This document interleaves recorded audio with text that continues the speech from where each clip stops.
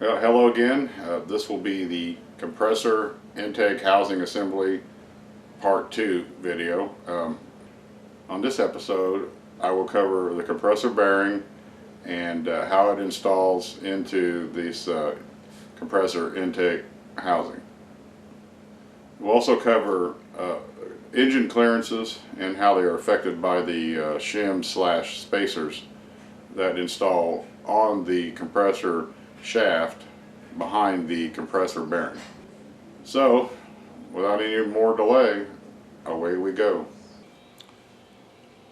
Here are some goodies and that are related to the compressor bearing or front bearing, which is held within the front of this compressor intake housing assembly. And let's go around the clock here. First off, we got some seals. This is a shaft seal, which fits right here in this bore. This is the compressor bearing retainer, and it works similarly to the turbine bearing retainer, except it actually is thicker. It's not just a flat plate.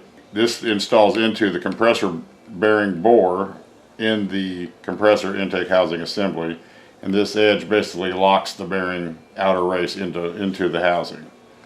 That seal rides, this small seal here is installed here, and it seals to the rotating shaft so that oil mist will not escape forward and to the front. It only can go through the bearing. If you look closely here, we can show. Okay, you can see this little hole here, or orifice, is where the oil mist emits from to spray at the rotating ball bearing assembly. Okay, so this lines up with a hole in that in the compressor intake housing assembly to translate the oil from outside through one of the struts into this center housing and through the passage into this bearing. Okay, let's lay this back down. These O-rings, there's really this is a package of 4 new ones, but one of these installs on this is a seal on the outside here.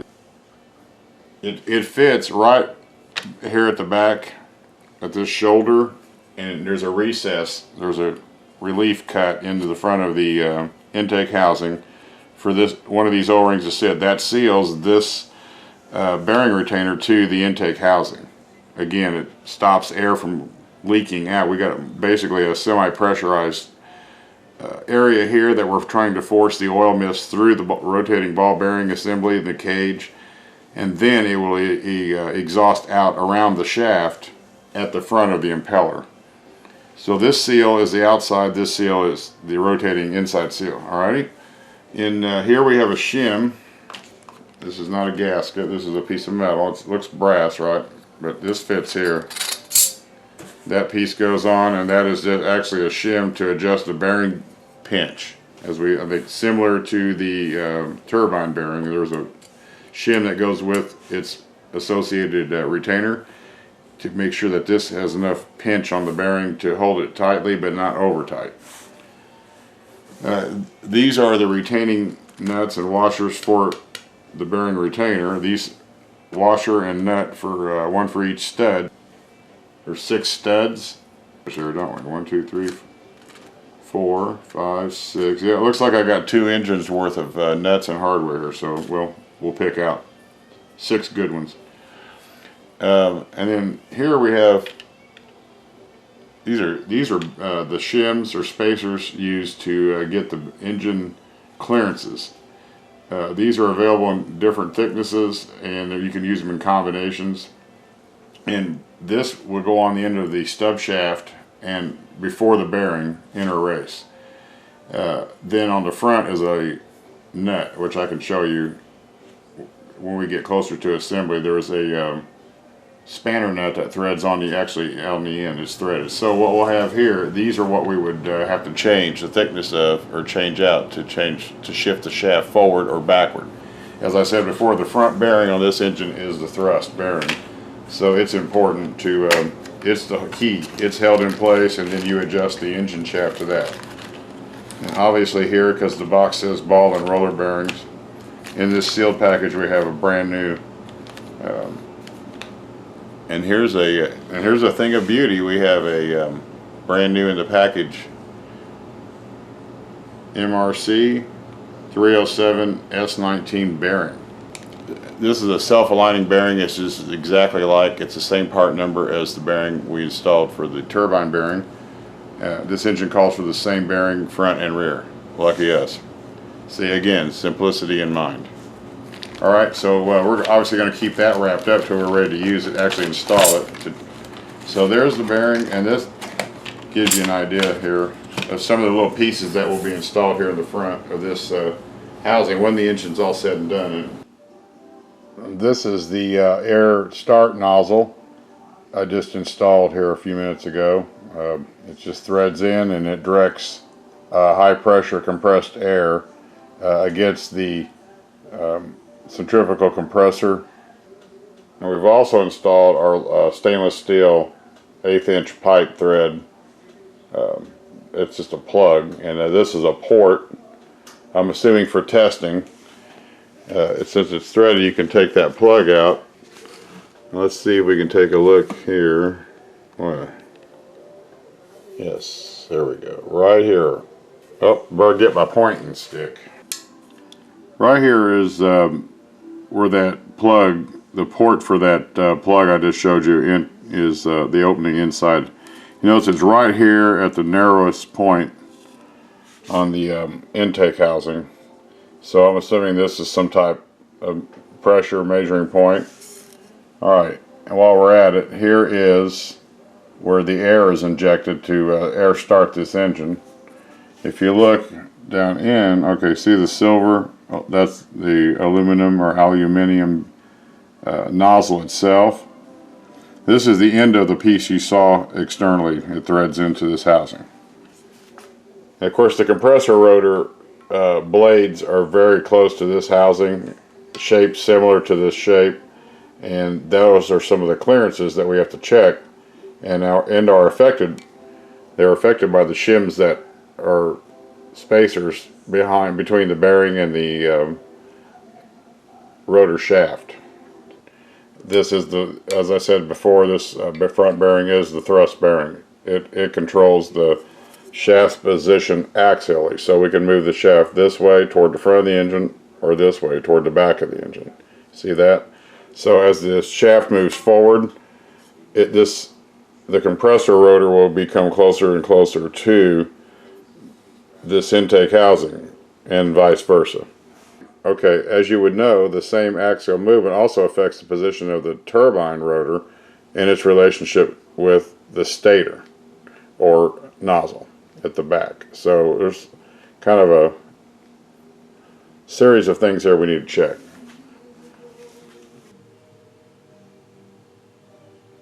Just for a brief aside, a pause if you will, a detour from all this boredom, let's show you what you can do with one of these compressor intake housings. If you had an extra one from a junked engine, you know, you can be creative with these things. They are a work of art.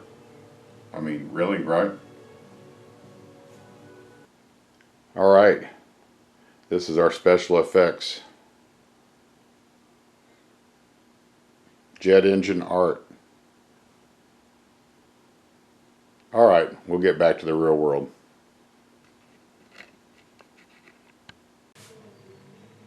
Alright, wasn't that cool? Obviously it was kind of silly, but that was just a little simple strip of LED lights. You can buy these now in the store in various lengths.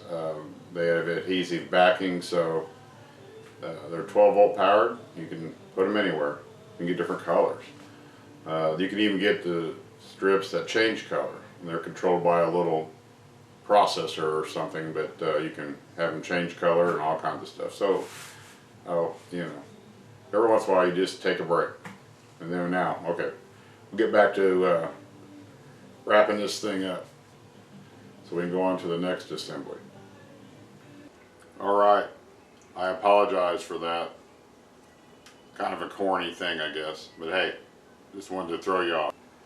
We'll be wrapping up the video and this assembly, so appreciate you sitting through this. Fortunately, it was shorter than the past one, so we're going to be ready to move on to the next assembly, and we'll work on getting it back together. And that next assembly will be the combustion chamber and the fuel nozzles and fuel manifold, which attach to the combustion chamber. Again, it's a relatively simple assembly. There's not a lot to it. It won't take a lot of time either, so we'll have it probably a couple of videos too. A couple of videos should cover it, I'm hoping. Well, here's the thinking so. Alright. As an aside, again, the LED strip was only about a half a meter long. It was about 21 inches. So it didn't reach all the way around. So if anybody, questions like, hey, why come it didn't go all the way around? Well, I was just being silly. If I were going to do something like that, yes, I would buy the longer strip, and you can cut that in certain locations about every inch, and you can make them custom fit.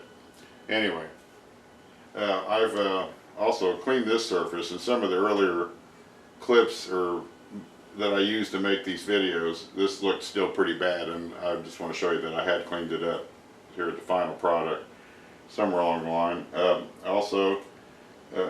I had mentioned this before, but as a refresher, in case you wonder, this little port here is just an open hole clear through to the back of this flange, and there's a little aluminum tube that fits snugly into this hole, and it goes to a fuel control device called an acceleration limiter. And this engine being as simple, it has a simple governor, slider valve, fuel control, and then it has a separate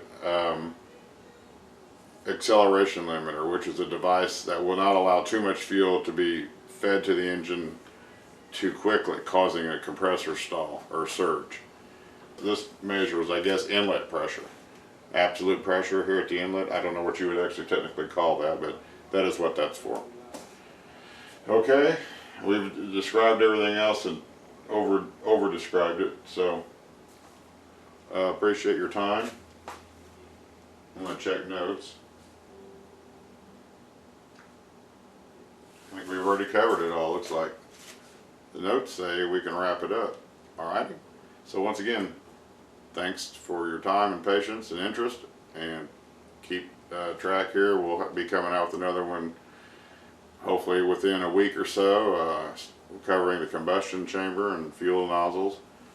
Get those together, and then the rest of it I think will just be maybe start some more major component assembly. Okay, after we cover the combustion chamber and fuel nozzles, I think maybe the next assembly will be the rotor, and that is our special part, because it has been serviced by none other than Agent JayZ himself. So he was gracious enough to treat me kindly and take the time to mess with such an old device.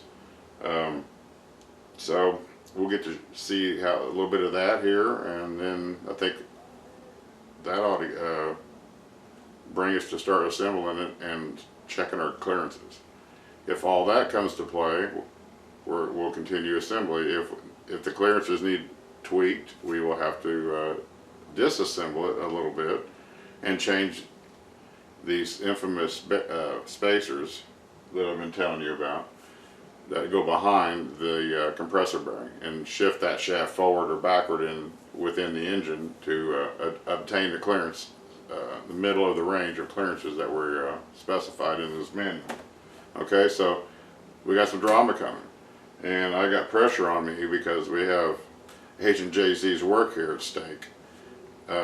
He's going to expect it to be correct, right? Am I probably not overstating that? I'm assuming this and probably assuming correctly. So y'all stay tuned and give me some support here. Wish me luck. Say a prayer. Whatever you can manage. All right, man. thanks for tuning in, and we'll see you. That thing sitting over there by the recycle bin, and we'll show you how that works. Thanks for watching.